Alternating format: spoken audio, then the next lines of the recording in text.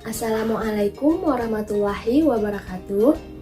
Halo sahabat pintar, semoga sahabat pintar dalam keadaan sehat ya. Nah, pada video kali ini kakak akan membahas tentang materi merancang karya ilmiah. Nah, sebelum kita masuk ke materi, kita harus mengetahui dulu apa sih tujuan dari pembelajaran kali ini. Nah, tujuan pembelajaran kali ini adalah yang pertama, mengidentifikasi struktur karya ilmiah, dan yang kedua, menyajikan hasil karya ilmiah. Nah, tadi kan kita sudah mengetahui tujuan dari pembelajarannya. Sekarang, coba sahabat pintar perhatikan teks berikut ini.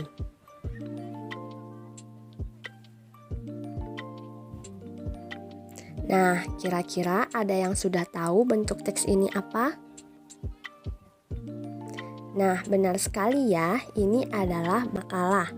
Makalah ini juga termasuk salah satu karya ilmiah, dan masih banyak lagi karya ilmiah lainnya. Nah, mari kita bahas lebih dalam tentang merancang karya ilmiah. Yuk kita langsung saja masuk ke materi merancang karya ilmiah. Mengidentifikasi informasi, tujuan, dan esensi karya ilmiah. Karya ilmiah bisa ditulis dalam berbagai bentuk penyajian. Setiap bentuk itu pastinya berbeda dalam hal kelengkapan strukturnya. Secara umum, bentuk penyajian karya ilmiah terbagi menjadi 3. Nah, di sini ada yang tahu apa-apa saja bentuknya? Nah, benar sekali ya sahabat pintar. Yang pertama itu bentuk populer. Bentuk karya ilmiah ini juga disebut dengan karya ilmiah populer. Bentuk karya ilmiah ini bisa diungkapkan dalam bentuk karya yang ringkas dan menggunakan bahasa yang bersifat santai. Karya ilmiah populer ini sering dijumpai pada media massa, seperti koran atau majalah. Kedua, bentuk semi formal. Secara garis besar, karya ilmiah bentuk ini terdiri dari yang pertama, halaman judul, kedua, kata pengantar, ketiga, daftar isi, keempat, pendahuluan, kelima, pembahasan, keenam, simpulan, dan yang terakhir, daftar pustaka. Bentuk karya ilmiah ini digunakan dalam berbagai jenis laporan. Bentuk karya ilmiah yang terakhir adalah bentuk formal. Karya ilmiah bentuk ini disusun dengan memenuhi unsur-unsur kelengkapan akademis secara lengkap, seperti skripsi dan tesis. Unsur-unsur karya ilmiah ini meliputi A. Judul, B. Tim pembimbing, C. Kata pengantar, D. Abstrak, E. Daftar isi, F. Bab pendahuluan, G. Bab telaah kepustakaan atau kerangka teoritis, H. Bab metode penelitian, I. Bab pembahasan hasil penelitian, J. Bab simpulan dan rekomendasi, K. Daftar pustaka, L. Lampiran-lampiran, dan yang terakhir riwayat hidup. Struktur karya ilmiah ada 7. Yang pertama ialah judul. Judul karya ilmiah dirumuskan dalam satu frasa yang jelas dan lengkap. Judul harus berhubungan dengan antar variabel. Judul juga mencerminkan konsisten dengan ruang lingkup penelitian, tujuan penelitian, subjek penelitian, dan metode penelitian. Ada 2 cara dalam penulisan judul. Yang pertama, dengan menggunakan huruf kapital semua, kecuali pada anak judulnya. Dan yang kedua, dengan menggunakan huruf kecil kecuali pada huruf-huruf pertamanya. Yang kedua, pendahuluan.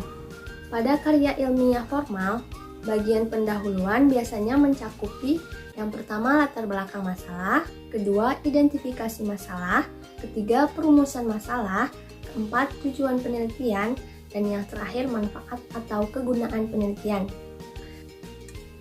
Selain itu, dapat pula dilengkapi dengan definisi operasional dan sistematika penulisan. Yang ketiga, kerangka teoritis. Kerangka teoritis ini disebut juga dengan kajian pustaka atau teori landasan. Pada bagian ini yang termasuk adalah kerangka pemikiran dan hipotetis. Kerangka teoritis dimulai dengan mengidentifikasi dan menguji berbagai teori yang relevan, serta diakhiri dengan pengajuan hipotetis. Keempat, metode penelitian. Dalam karya tulis yang merupakan hasil penelitian, perlu dicantumkan pada bagian yang disebut dengan metode penelitian. Metode penelitian ini dapat diartikan sebagai prosedur atau tahap-tahap penelitian, mulai dari persiapan, penentuan sumber data, pengolahan, sampai dengan pelapornya. Ada 3 metode penelitian. Yang pertama, metode deskriptif. Metode ini bertujuan hanya menggambarkan fakta-fakta secara apa adanya, perlakukan apapun. Data ini bersifat kuantitatif atau statika ataupun fakta kualitatif. Dan yang kedua, metode eksperimen. Metode ini bertujuan memperoleh gambaran atas suatu gejala setelah mendapatkan perlakuan. Dan yang terakhir, metode penelitian kelas.